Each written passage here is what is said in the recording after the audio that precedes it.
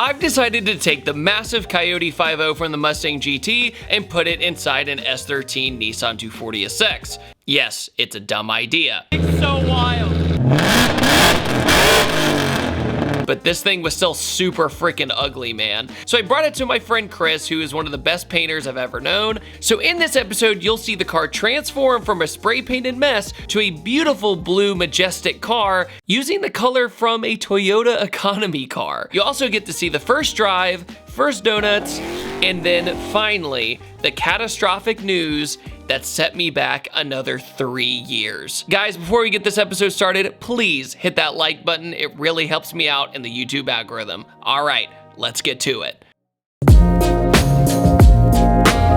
My name is Chris Tress, been around cars my entire life. 2013 Mustang Smurf got rear-ended. Guys, you ever been like sitting at a stoplight and then all of a sudden another vehicle decides, wow, I would like a taste of the Mustang too? Isn't life so funny? What were you thinking? You're good. You're good. He brought it to us. We cut the whole rear body panel out of the car, welded in a brand new one from Ford, and then essentially repainted this thing. And that was really the first thing that I got to paint for David. It was a fantastic way to start, you know, a relationship with him in that regard of building cars and making them shiny and, you know, setting them apart. And then he hit me with the idea of, hey, I've got this spray painted S13 coupe with not so great of a paint job. Are you interested in stripping this thing down and putting a paint job on it? And I will never steer away from a good challenge. I thought he was crazy at first for wanting to put this much effort into the car that he showed me, but in the end it turned out fantastic. Chris, are you ready to see this car not look like a piece of junk anymore? I am ready. Let's get this thing painted. You're so over it. I am so ready. No, it's not that bad. I know. It's just a long process. But now that we're getting ready to paint it, it's like worth it. So what's the color off of? It's Toyota RAV4 color.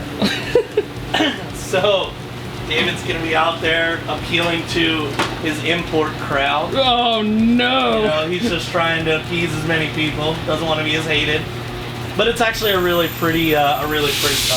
I have been waiting for this moment since 2016. I've been waiting for this car to actually look nice forever. And now that it's mechanically pretty much sound so far, we haven't really shaken it down yet, but it's running, it's moving. Now we can actually put in the effort and make it a really nice color from the Toyota RAV4, which is pretty wild. David expresses himself in cars by always buying cars that are way too complicated and then tries to put them together in the shortest amount of time. But he buys all the greatest products, but for some reason he has absolutely the worst luck and they get lost in the mail or these random companies screwing him over, and it is really hard to watch. David's luck with cars in general and just life, he's a great guy, takes care of his family, does take care of his cars. I don't think his cars take care of him.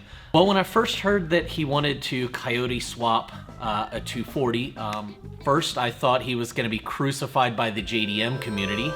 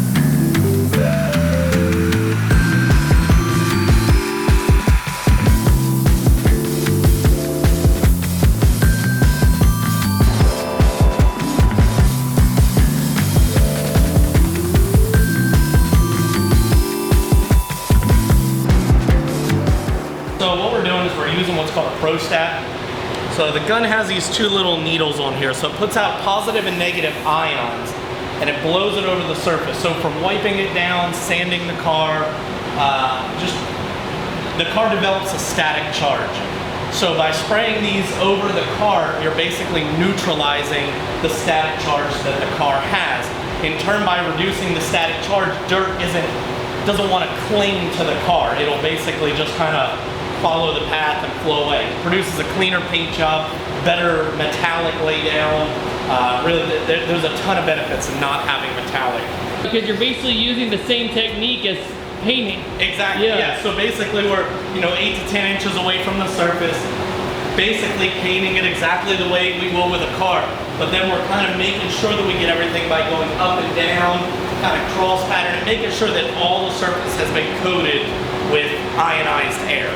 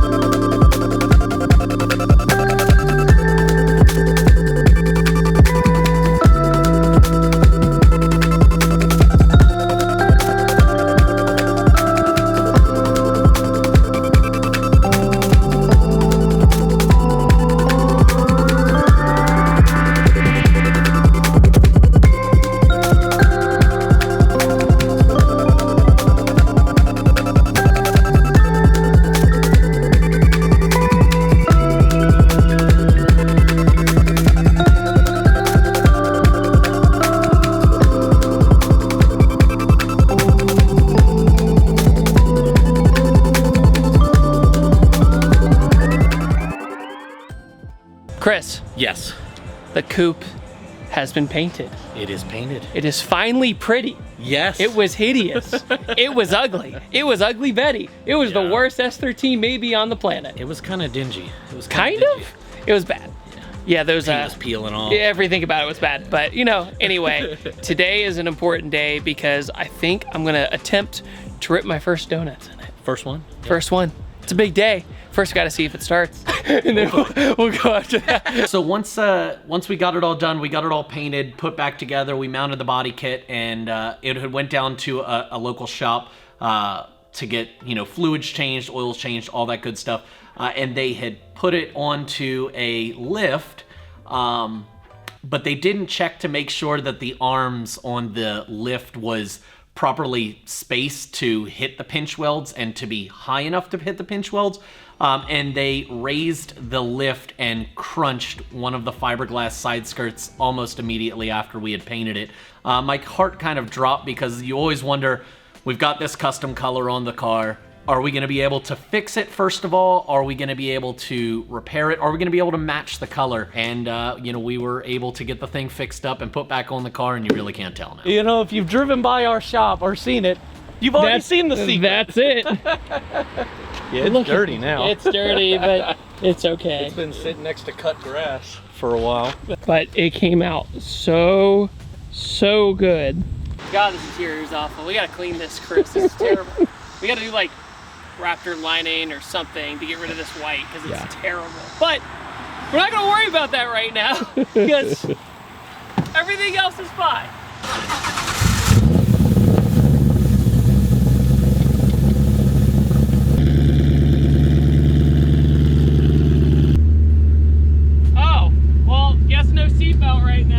So when he took the car out the first time, we had recently finished painting it. It had been running decent. So he took it out. He said, hey, do you care if I just go slinging around in the cul-de-sac up the street? Close course, of course. We said, hey, there was 5 or 6 of us there. We said, that's awesome. Let's go do this. Yeah, so my mirrors melted off from sitting because somebody glued my mirrors. So I'm gonna have to get new mirrors. All right. Oh my God, I'm driving it. I'm freaking driving it, dude.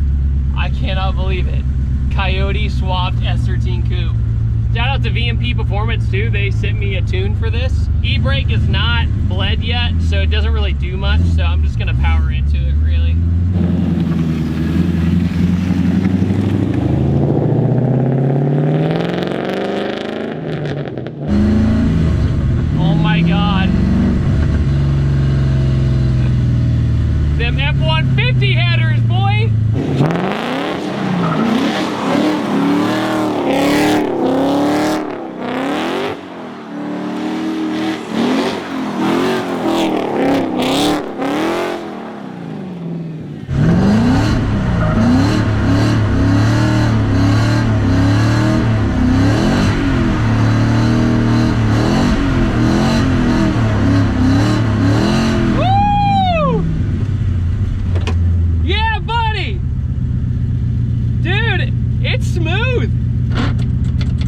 except that, but it's smooth. I wish I had the window down, but Yeah.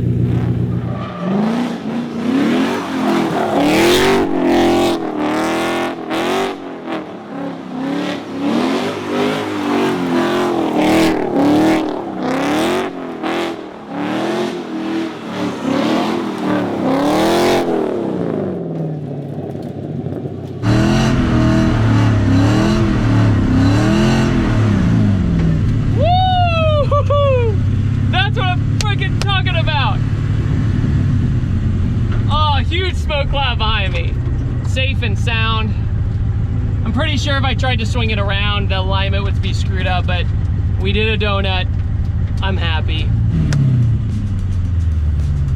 Insane. Well, that was freaking awesome. Don't you think so, boys? That was amazing. So, and I feel exactly when that OS guy can diff locks up. Oh, and yeah. that's like, yep, lay into it. Yeah. Lay into it. So after the first donut, everything sounded fine. And then we found out, I think, not too long after we had done the donut and really kind of beat on it for those couple minutes, that the differential did not have any fluid in it. Of course, our shop didn't put the differential in, but we didn't realize it didn't have any. Had we known that it didn't have any fluid, we probably would have advised David to not do that. It was kind of one of those things. We watched him slinging around. It was fun in the moment, and upon the realization that we all kind of collectively came to, oh my God, this thing doesn't have fluid. There was a gut feeling that I think was shared across the room of, oh my God, how expensive is this gonna get? I probably would have checked the fluid, especially at a shop, and if I give it back to the customer, that the fluid levels would be correct and that I would have double checked my work to make sure that it was right, knowing that this was gonna be a race car and knowing that it was gonna be beat on pretty hard. I definitely probably would have checked that. Once the car was finally painted and ready to go, it was time to bring the car right back to where it started, to my buddy Alan. My buddy Alan had opened his own shop called Excel Motor Works, and he did me a solid favor. Me being kind of paranoid after the whole differential issue, I asked Alan to do an inspection of the car, and the results were literally horrifying. Check out these nice welds.